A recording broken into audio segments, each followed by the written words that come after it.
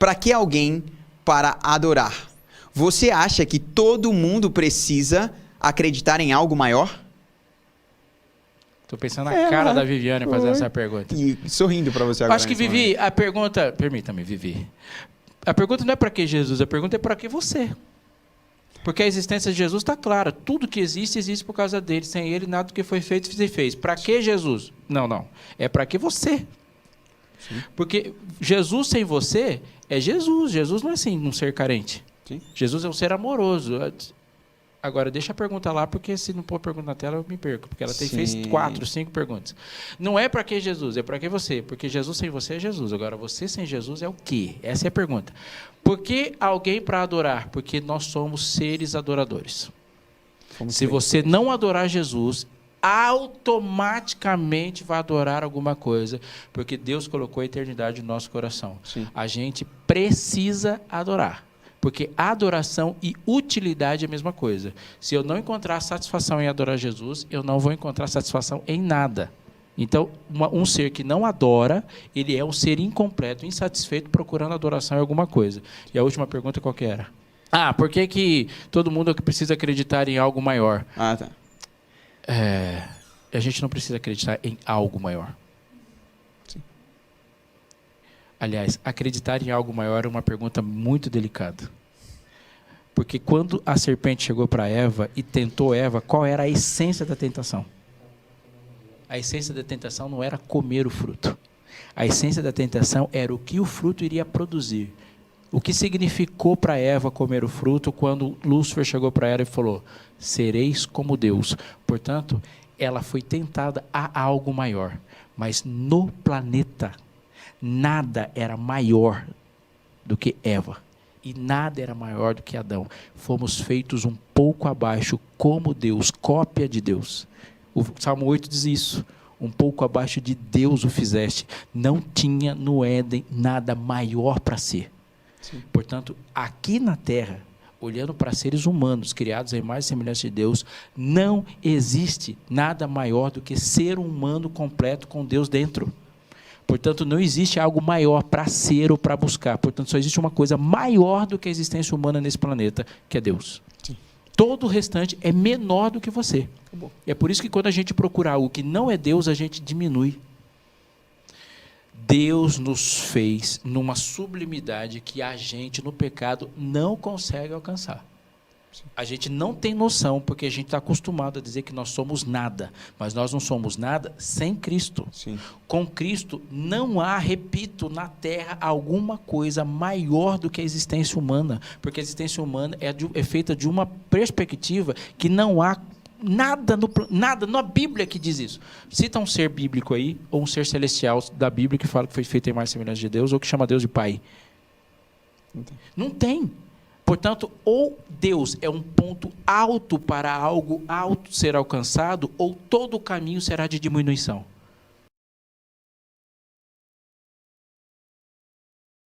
Tão importante quanto identificar o caminho é você identificar para onde ele leva, obviamente. Jesus disse: eu sou o caminho.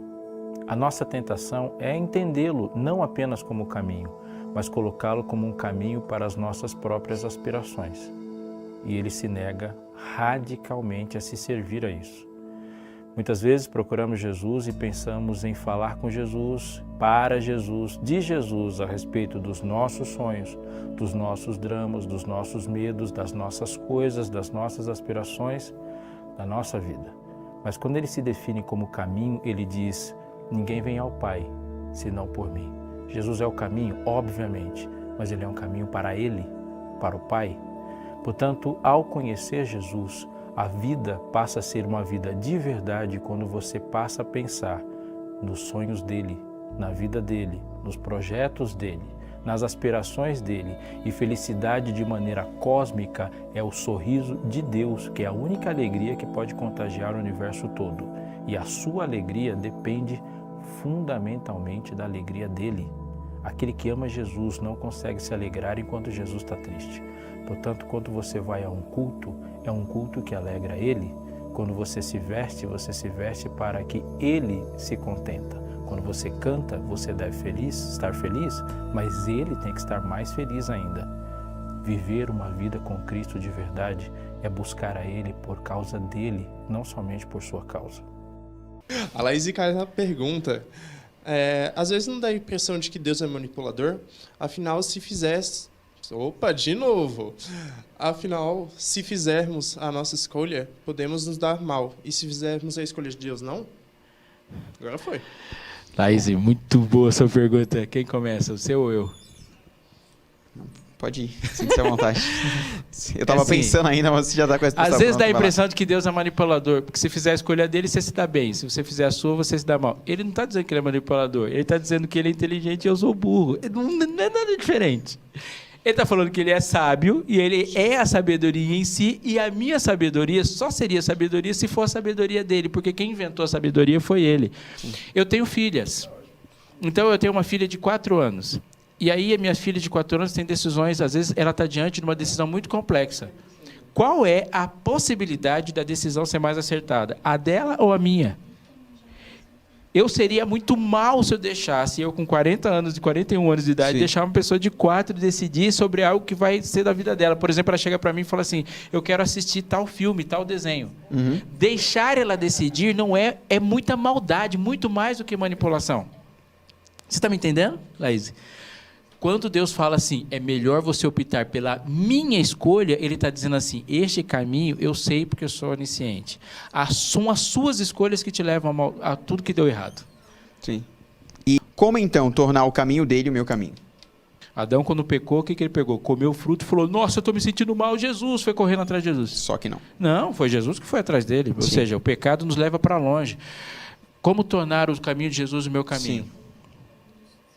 A gente não torna o caminho de Jesus o nosso caminho. Jesus nos alcança e a vida com Cristo é uma vida de aceitação. Eu vou falar uma coisa aqui que eu já falei no vertical passado. Nós reagimos e a nossa função, e é muito importante essa função na construção da relação com Cristo, as reações. Todas as ações são de Deus e todas as reações são nossas. Deus te encontrou e falou, você está mal. Como que você reagiu? Tô mesmo. Próximo passo. Eu quero te mudar. Muda, Senhor. Aí você sentiu o choque da mudança. E quando você sente o choque da mudança, ele fala, Senhor, eu estou me sentindo mal. Ou seja, essas são reações. Jesus te encontra, você reage. Jesus propõe uma transformação, você reage. E a gente vai de reações em reações. Sim. Todo mundo fala da justiça imputada de Cristo, mas Cristo também prometeu nos purificar de toda impureza. Dentro deste contexto e conforme a promessa de Deus, Ele pode nos guardar de pecar? A gente tem uma palavrinha para falar. E Paulo fala sobre isso. Ele fala sobre o processo de santificação. E nesse processo de santificação, alguns, quando olham para isso e olham para a certeza que Cristo nos deu, eles olham para o resultado final. E o problema de olhar para o resultado final é que você vai olhar e falar assim, não, isso que está no final vai ser o meu início. Então eu aceitei a Cristo, saí daqui imbatível. Vou me tornar sem pecado nenhum. Quando, na realidade, quando a gente olha para a questão bíblica, Paulo fala assim, lutem e cresçam e se desenvolvam na santificação de vocês. Então, o processo de caminhada com Cristo, ele sim, nos justifica, mas a gente entende o que é justificação. É o processo de tornar aquele que estava no réu, aquele que estava sendo culpado, outra pessoa chega no seu lugar e fala, sai do réu e eu vou morrer por você. Eu vou receber a culpa por você. Mas desse processo em diante, não vai justificar agora o fato de você falar assim, ele fez aquilo ali por mim naquele momento e agora está valendo para eu fazer o que eu quero. Ele vai te conceder a capacidade para vencer todas as provações? Vai, porque ele fala que não existe tentação maior do que a nossa capacidade de vencer. Mas a questão é que no meio de tudo isso, tem o papel da nossa escolha também. Para que a gente tem que vencer o pecado? Para que a gente tem que vencer o pecado? Porque para mim isso é uma pergunta importante. Para que a gente tem que vencer o pecado? Porque nós estamos nos tornando cada vez mais a imagem e semelhança dele. Ele nos tornou para isso. Por que eu tenho que me tornar cada vez mais a imagem e semelhança dele? Porque eu fui criado assim. Para quê? Para adorar, para servi-lo, para glorificá-lo. Eu estou deitado na minha casa e a coisa que eu mais gosto da minha casa é de ficar na minha cama. Então eu acordo, tomo café na cama, fico na minha cama com o controle de um videogamezinho e jogo videogame até meio-dia. Quando deu meio-dia, eu almoço na minha cama e aí eu passo o restante da tarde assistindo uma outra coisa. na cama. Aí chega uma hora de tomar banho, eu não levanto, eu tomo um banho, passo um paninho em mim, deitado numa cama, e aí chega à noite, eu durmo na cama, para no outro dia fazer a mesma coisa. Num desse momento, eu descobri que eu estou com uma doença que me impede de andar. E aí eu recebo uma receita médica que diz assim, você vai ter que ficar de repouso por 30 dias. E aí eu cumpro o meu repouso. Por 30 dias você não pode mexer, não pode sair da cama. Quando eu sarei, qual foi a diferença? Nenhuma. Nenhuma, porque eu já gostava de ficar na cama.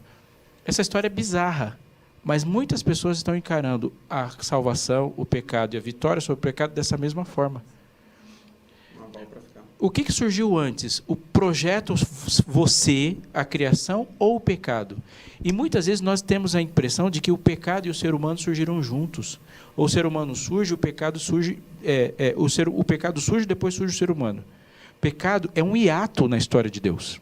Existe o plano de Deus e a glória de Deus, o projeto ser humano, pecado, salvação, e volta para o projeto original. Então, o ponto final não é a salvação no sentido de simplesmente a vitória sobre o pecado, mas é a restauração dos processos originais.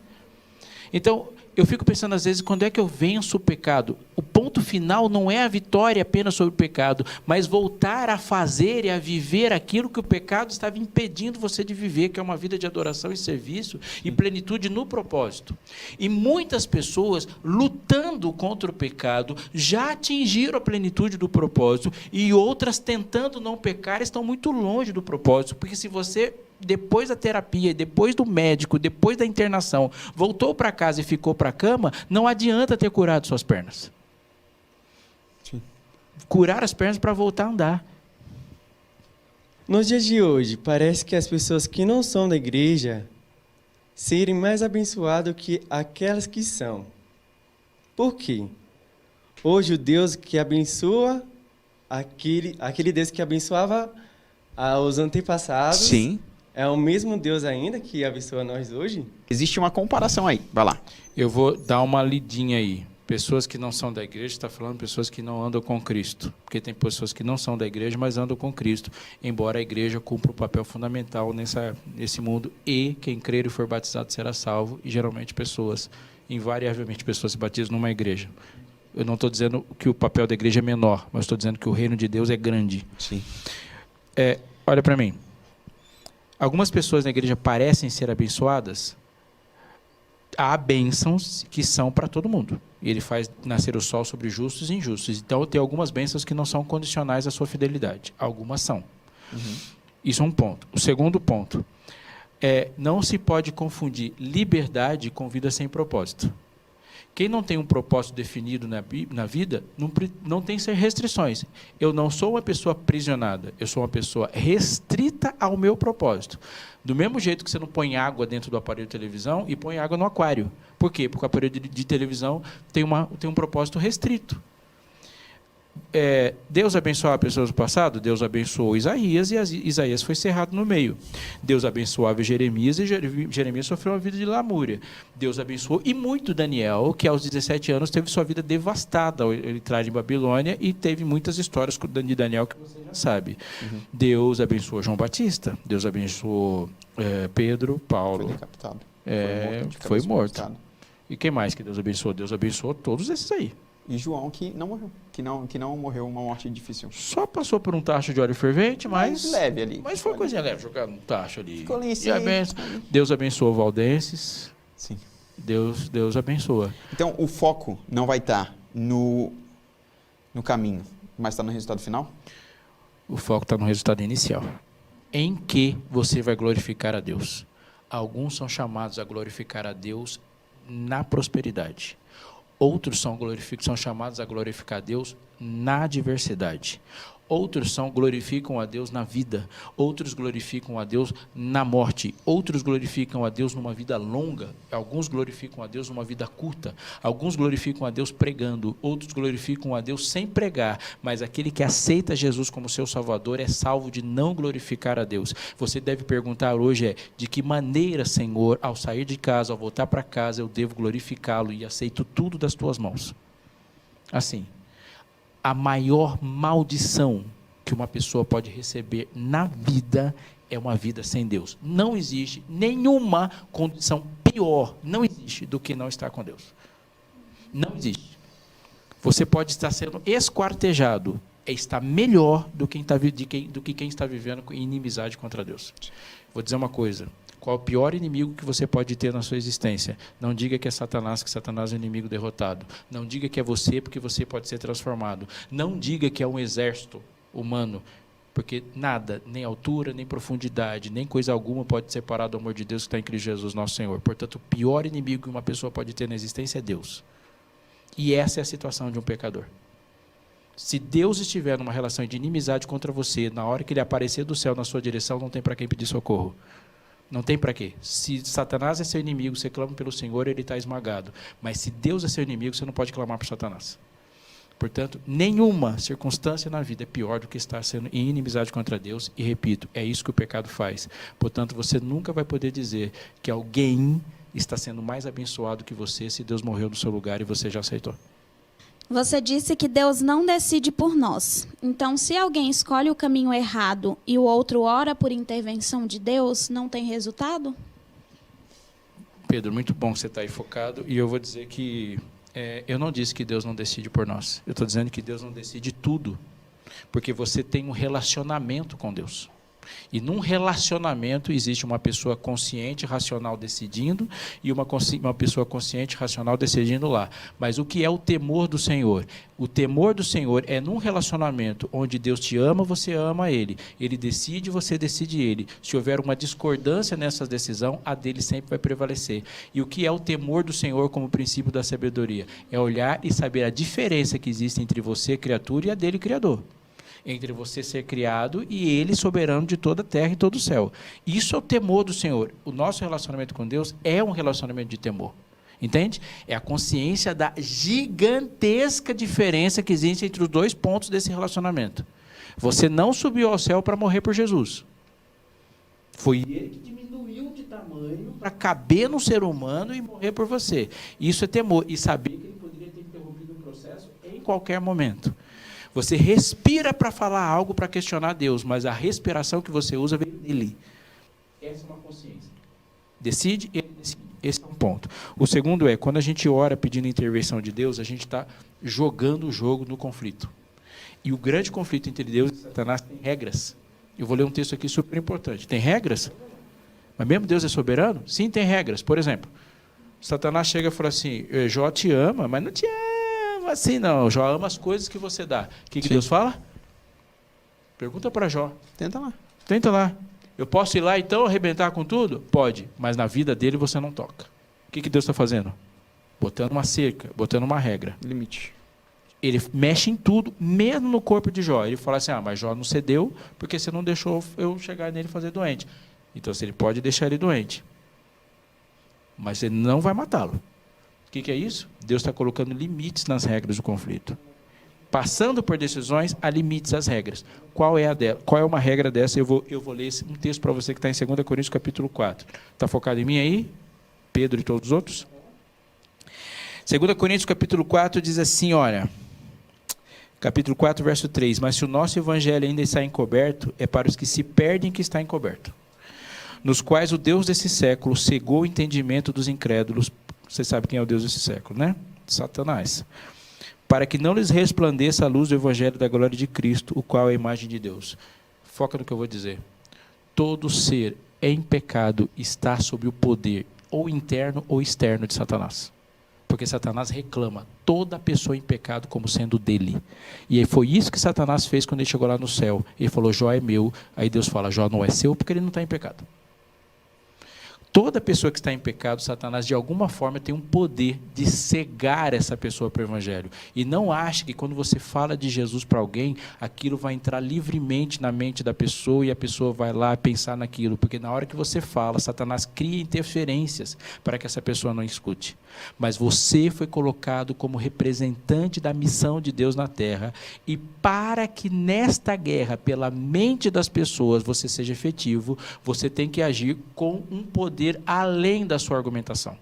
Então, não é só falar por alguém. Você tem que clamar ao Senhor para que o poder de Deus haja sobre esse alguém e interfira e impeça Satanás de impedir ou bloquear o encontro entre a criatura e o Criador pecador e salvador. Sem orar, sem interferir, Satanás exerce um poder tão grande que ninguém ouve o evangelho. Por que oramos intercessoriamente? Para a pessoa decidir? Não, para ter condições de decidir. Você marca encontros quando você intercede. A última pergunta que nós temos aqui é justamente: essa relação com Jesus parece uma relação de uma só via. Fazemos e entregamos tudo por e para Ele. Mas o que de fato ganhamos com isso?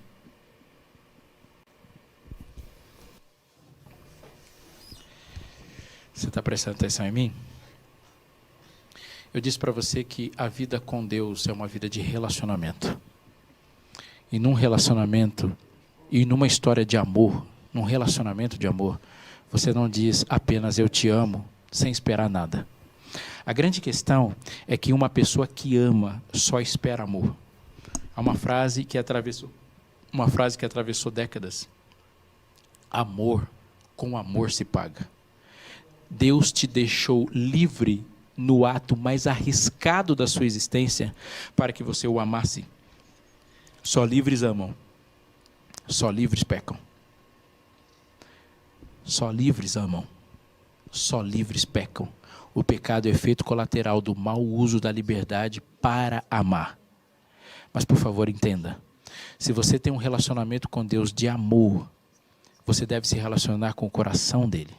Porque se você só se relaciona com as coisas que Deus dá para você, você só vai ter coisas para dar para Ele. E Deus não quer suas coisas, Deus quer você.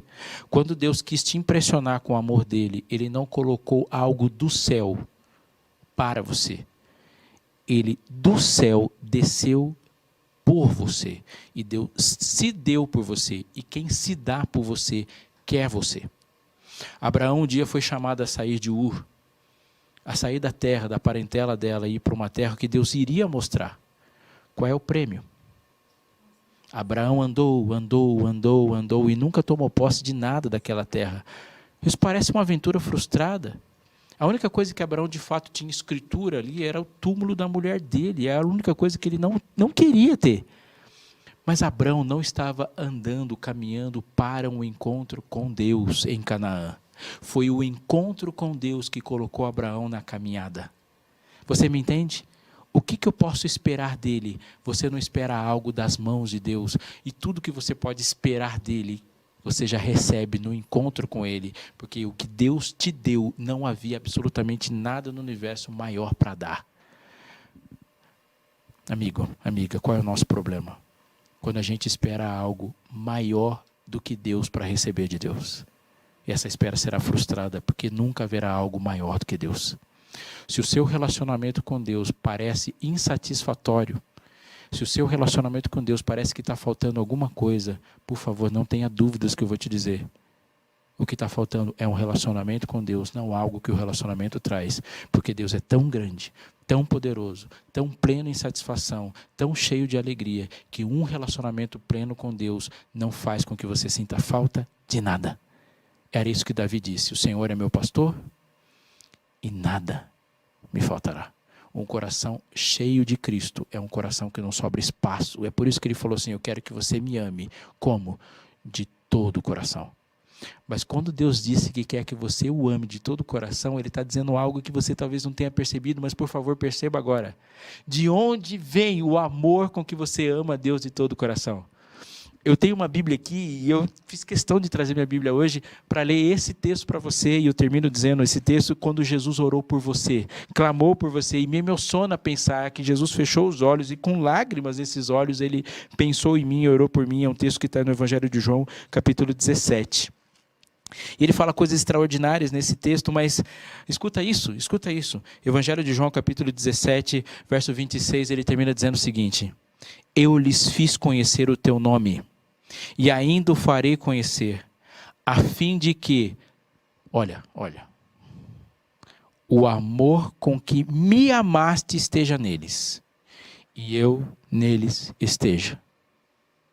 O amor que está em você é o amor do Pai pelo Filho. Portanto, você nunca vai amar o Filho de Deus sem ser pelo amor do Pai.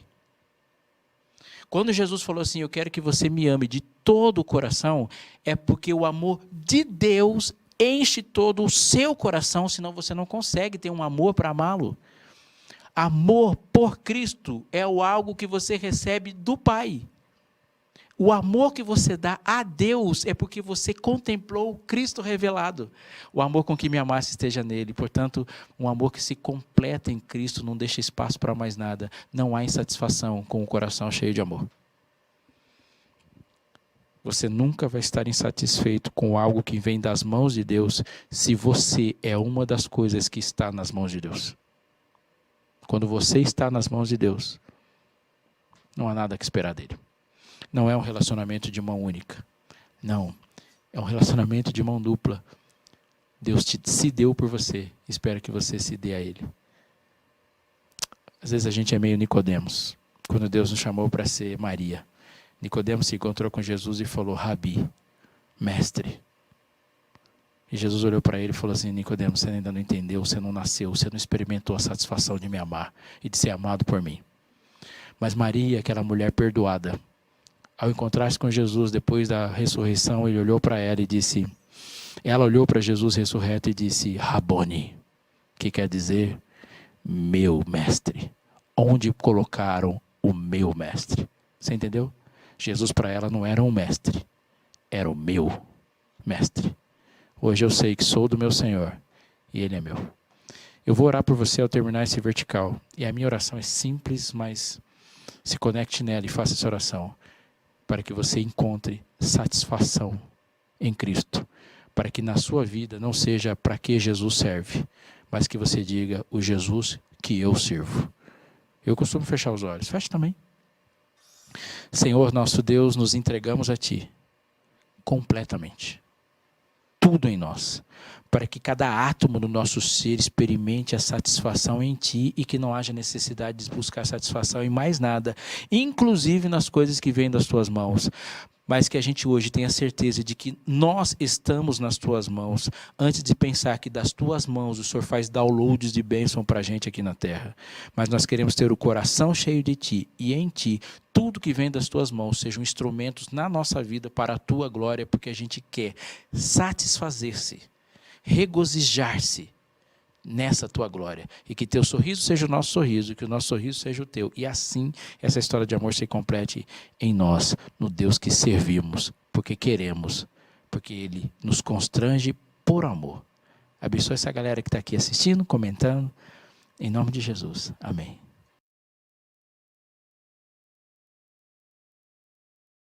Tão importante quanto identificar o caminho é você identificar para onde ele leva, obviamente. Jesus disse, eu sou o caminho.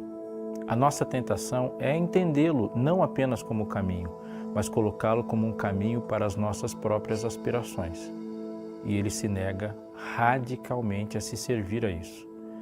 Muitas vezes procuramos Jesus e pensamos em falar com Jesus, para Jesus, de Jesus a respeito dos nossos sonhos, dos nossos dramas, dos nossos medos, das nossas coisas, das nossas aspirações, da nossa vida. Mas quando ele se define como caminho, ele diz, ninguém vem ao Pai, senão por mim. Jesus é o caminho, obviamente, mas ele é um caminho para ele, para o Pai. Portanto, ao conhecer Jesus, a vida passa a ser uma vida de verdade quando você passa a pensar nos sonhos dele, na vida dele, nos projetos dele, nas aspirações dele, e felicidade de maneira cósmica é o sorriso de Deus, que é a única alegria que pode contagiar o universo todo. E a sua alegria depende fundamentalmente da alegria dele. Aquele que ama Jesus não consegue se alegrar enquanto Jesus está triste. Portanto, quando você vai a um culto, é um culto que alegra ele. Quando você se veste para que ele se contenta. Quando você canta, você deve estar feliz, mas ele tem que estar mais feliz ainda. Viver uma vida com Cristo de verdade é buscar a Ele por causa dele, não somente por sua causa.